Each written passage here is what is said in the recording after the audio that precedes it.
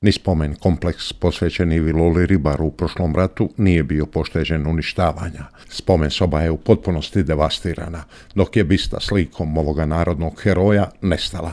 No sve će to uskoro biti kao nekada.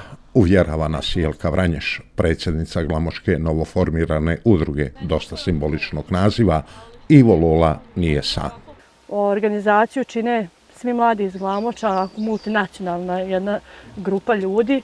Ja sam predsjednik i svi smo se tako usaglasili oko te teme i složili da bi trebali da pokrenemo opet u neku staru priču, ali u nekom malo savremenijem smjeru, da upitamo ove mlade ljude koji su to sadržaji koji njima trebaju. Znači, poštujući lik i djelo Ive Lole Ribara, da u ovome spomen kompleksu napravimo i neku malo uz tu priču i neku drugačiju, neku savremeniju. Ova ideja dobila je podršku svih glamočkih nevladinih organizacija. Naša ova organizacija broji velik broj članova sa još 6 organizacija. Opština je podržala ideju i finansijski. Idemo dalje, pravit ćemo neke projekte. Sad nam iz Banja Luke dolaze studenti koji će raditi projekte na ovom stambenom objektu i u kompleksu i oni će dati neke svoje ideje i neke vizije.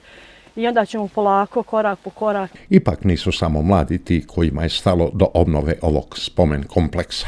Ja sam predstavnik tih generacija koje ovo mjesto pamte u tom ljepšem svjetlu i za koje smo vezani mnogim tim lijepim događajima i pamtimo ovo mjesto po lijepim okupljanjima, koncertima, svirkama, igrankama. Tako da je u svakom slučaju ovaj pokušaj vrijedan svega toga. Glamočani naravno svi od reda znaju tko je bio Ivo Lola Ribar, no ono što posebno vrijedi istaknuti jeste to da najbitnije o ovom narodnom heroju znaju mladi, pa iako to baš nisu mogli naučiti iz svojih školskih udžbenika.